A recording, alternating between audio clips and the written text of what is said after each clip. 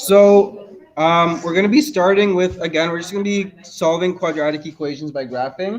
So basically just a step up from yesterday. We're going to be working with the same thing like we did yesterday, except we're going to be using decimals more. So the zeros of a relation, pardon? It's the graphing software thing where if you don't know if your answer is right, you can go on there, put the equation, and you can check if your vertex or your X intercepts are correct. No, but you can use it for your homework. You only use it if your X intercepts are like a weird decimal, like 1.43 or like 2.67, which you really can't get by factoring, because you'd have to use something called the quadratic formula, and I don't think we do the quadratic formula in this course. So the zeros of the relation correspond to the x-intercepts of its graph. Another word for zeros is what? What is another word for the zeros? And what? So x-intercepts and what? Starts with an R. R-O-O. It's like it's Groot without the G. It's Groot without the G. Groot. Yeah, you know Guardians from the Galaxy? Groot.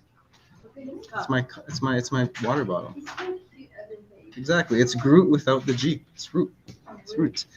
So a root of an equation is a number that when substituted for the unknown makes the statement true.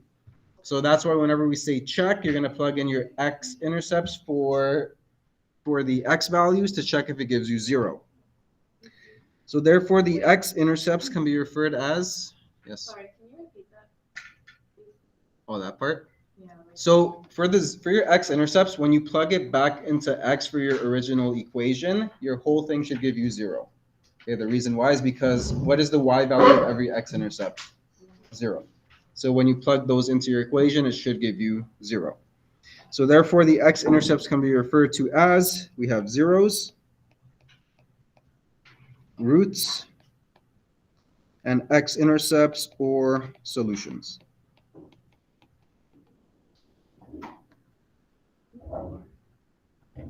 Slash solutions, I don't know. Same thing.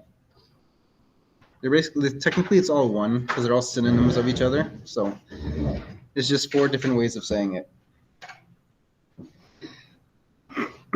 So now for the first one, we have a model rocket is launched from the roof of a building. The height h of t in meters at any time, t in seconds is modeled by the function. H of t is equal to negative 5t squared plus 15t plus 20. So we're not going to use decimals for the first one. Let's use our factoring. So I have h of t is equal to negative 5t squared plus 15t. Pardon? We're not going to use decimals. We're going to use factoring for this one. So we're going to put it into brackets? Yeah. So before I do anything, we know it's a trinomial. There's a number in front of my variable t squared. Am I able to factor anything? What am I going to factor? Olivia? Negative 5. So whatever sign is in front of your t squared or x squared, you're going to factor out that same sign. So because it's a negative, I'm going to factor out negative 5. So I divide everything by negative 5. So what am I left over with? Jade. Mm-hmm. Remember positive divided by negative. So what would it be? Minus 3t or positive 3t? Yeah. Minus 3t minus 4. So now, based off what we learned, we already know how to factor this. Okay? How am I going to factor this simple trinomial? Olivia. Okay. So what are 2 numbers that multiply to negative 4 and add up to negative 3? Someone? Sarah?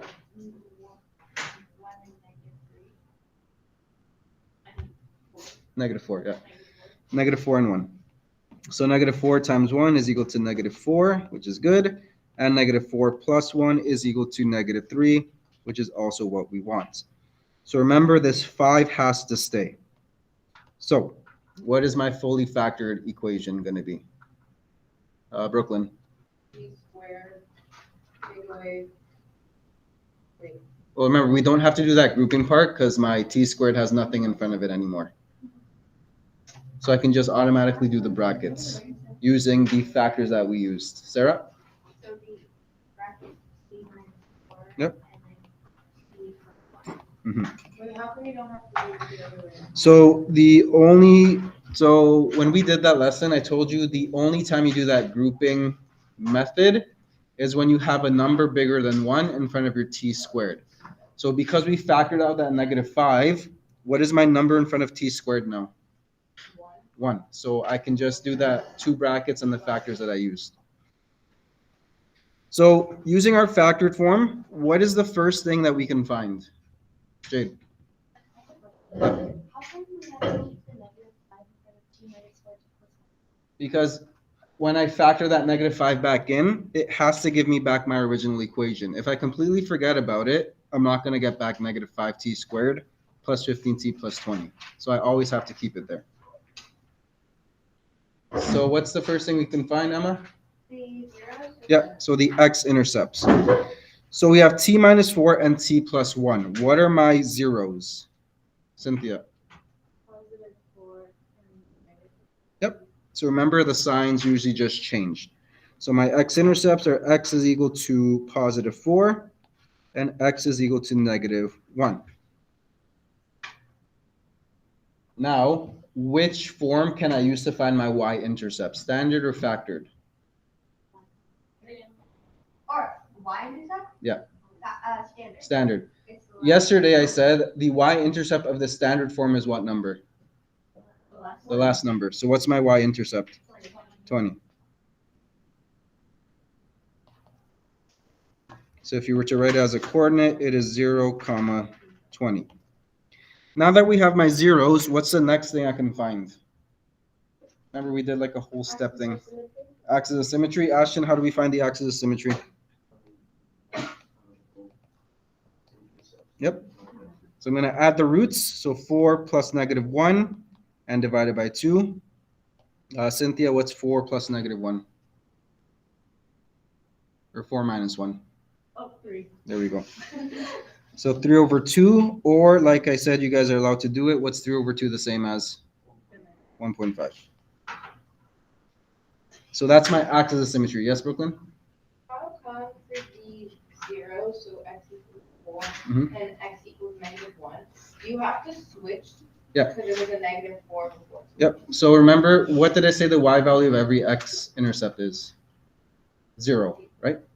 So x intercepts have a y value of 0. So I have to set x minus 4 equal to 0. Yeah, and then we have to move that 4 over, so it becomes x is equal to positive 4. That's how we get it. Yes, Emma? Sorry, so the axis of symmetry would be 1.5 and what was it? Just 1.5. That's the axis of symmetry. It's the part of the graph that splits your graph in half. So it's just the x value? Yeah, it's just the x value. Cynthia? Question?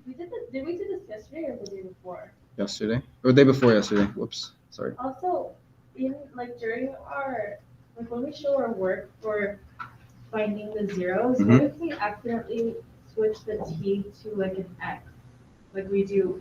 Oh, that's not my independent variable. You should always leave it as what it is. Yeah. So will we get bumped off? Yes, Elisa? And if we do only the decimal and not the fraction?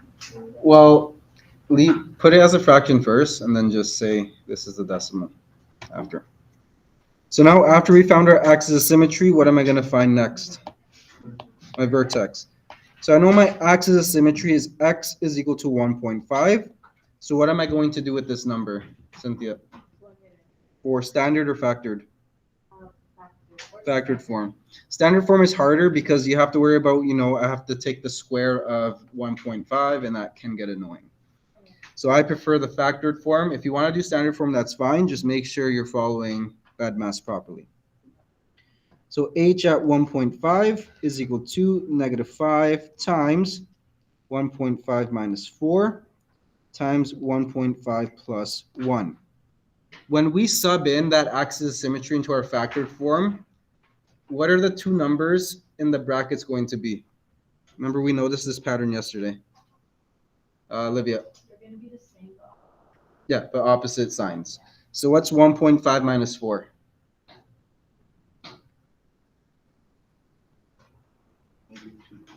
Negative 2.5, which means my other bracket is 2.5. By the way, this method of having the same numbers with opposite signs only works when you're solving for the vertex. If you plug in a different x value, you'll get two different numbers. It only works for the vertex? Should only work with the vertex. So can someone multiply these three numbers for me? Negative 5 times negative 2.5 times 2.5. Have your calculators or your phones. Okay. Yeah. So how would I write my vertex then?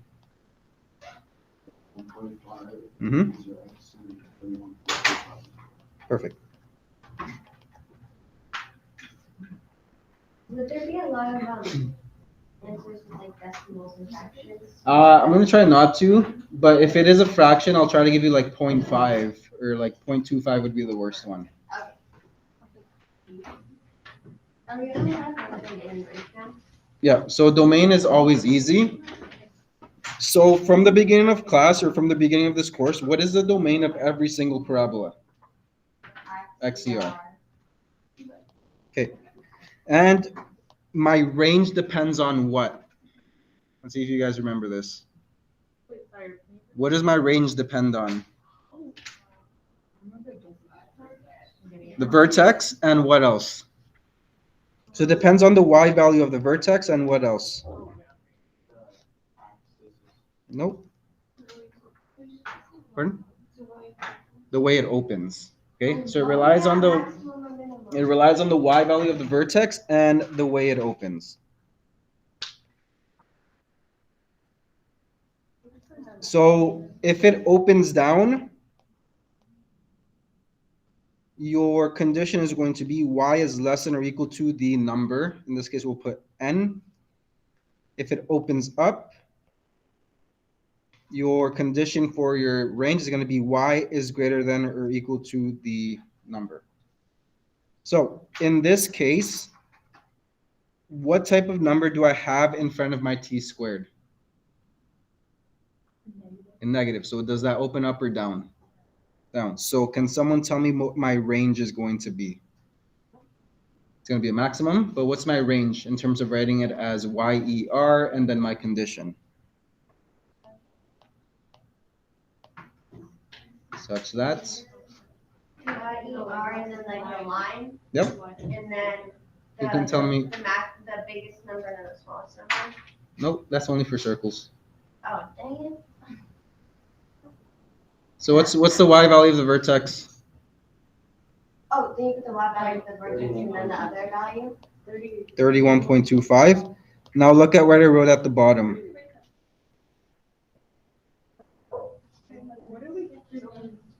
Oh, here. Wait. Then it's that way? No, my graph's opening down. Or less than. Less than or equal to. The reason why is because my graph is I'm just gonna sketch it roughly. So this is 4, this is negative 1. This is my vertex right here, 1.5 and 31.25. And this is how my graph is drawn. Okay. Does my graph go higher than 31.25? No. Which means that all of my y values have to be what?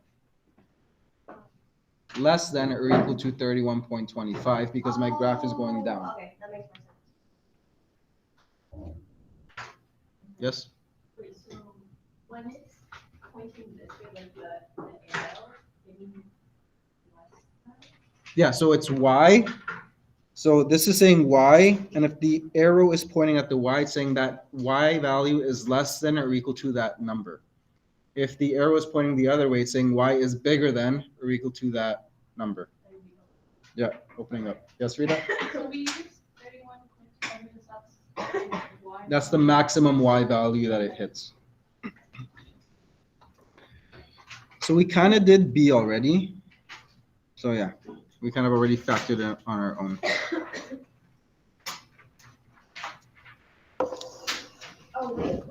no, we already did B. We already did B because it's saying the roots. How are the zeros of the function related to the roots of the quadratic equation? Aren't the zeros and roots the same? Yep, they're the same thing. So they're the same.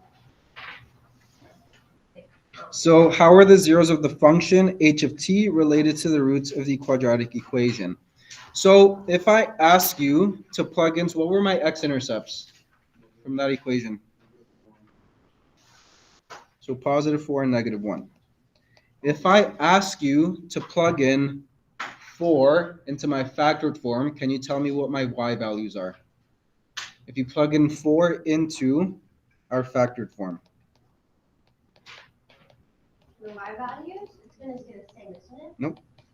So I want you to plug in 4 for t. It should say t. That's my bad. So I want you to plug in 4 for t and tell me what y value you get.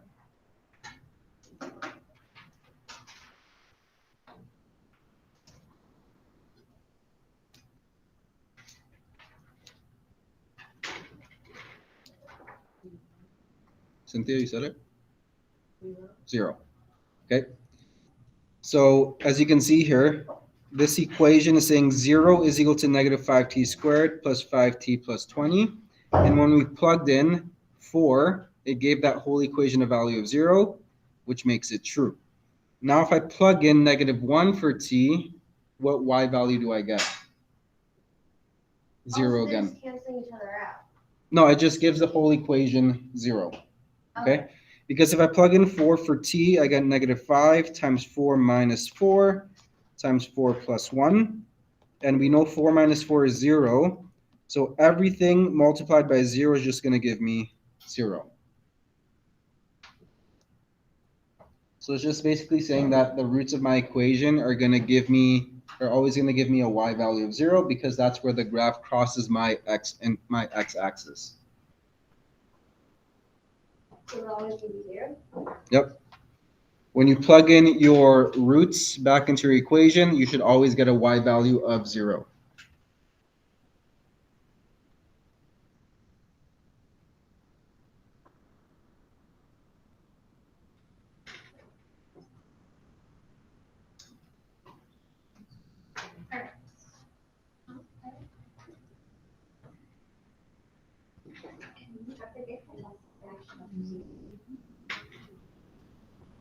Okay, we'll do number 2. We already answered C already. It's just my x-intercepts are just going to give my equation a value of 0. That's it.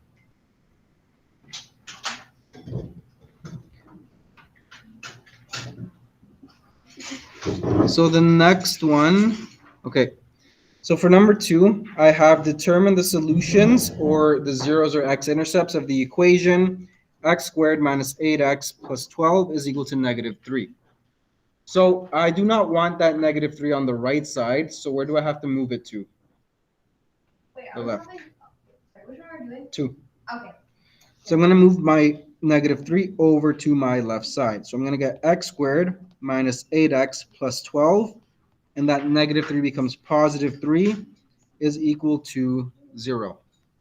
Oh, C is just another way of saying that it just helps me figure out when my x-intercepts always give me a y value of 0. We already talked about it. It's the same one as the question above? Pardon? This one? No, this one's different. No, question C. Yeah, question C, we already talked about it from the question above. So I'm left with x squared minus 8x plus 15 is equal to 0. Am I able to factor this trinomial? X squared minus 8x plus 15. Jade. Yeah, what's the product? 15, Sum. -8. Okay. So what two numbers multiply to positive 15 and add to negative 8? Negative 5 and negative 3.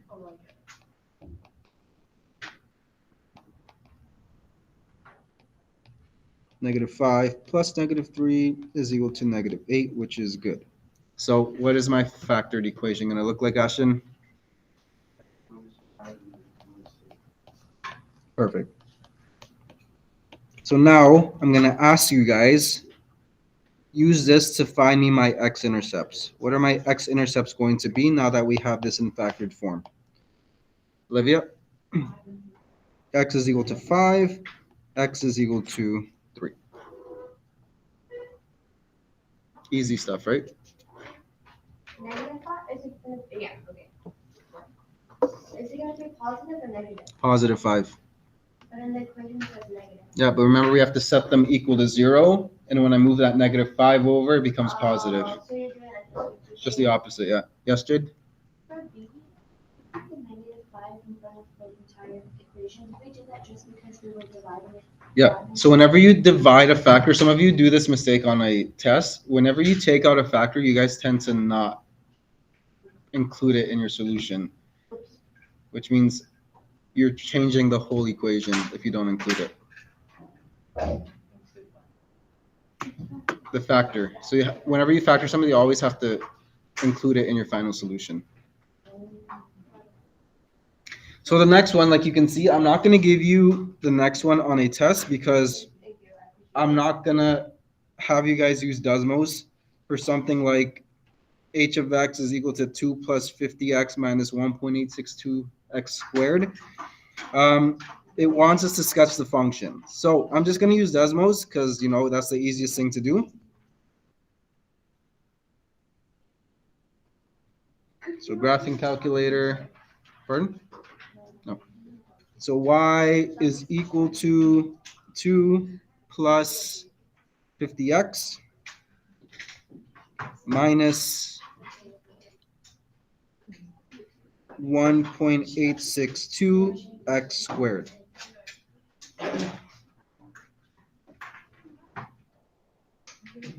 Why is it not giving me anything?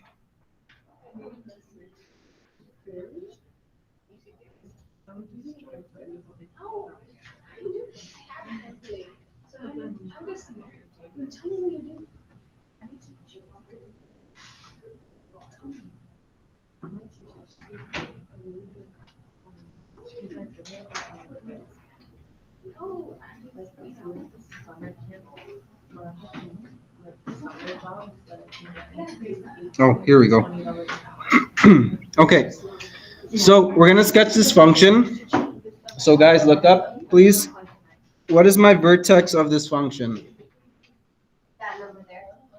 Yeah, it's a very dumb number. This is just sad. I have my glasses on. I can't So even see it. it's 13.426. So that's going to be my maximum. 13.426, and my y value was 337.661. Wait, is that maximum 337.661. 3? Wait, 13.426. 4, 2, 6, and then 3, 7. Oh my goodness, you cracked my bell. Why?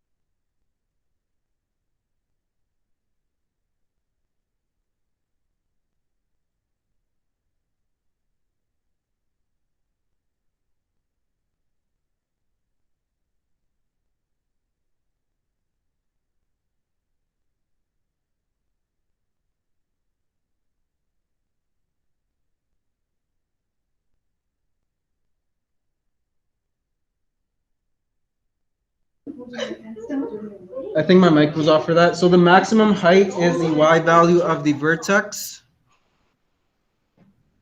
And how long it took, we need to figure out the last x-intercept, which is 26.893 seconds. That's how long approximately the ball was above the surface of Mercury.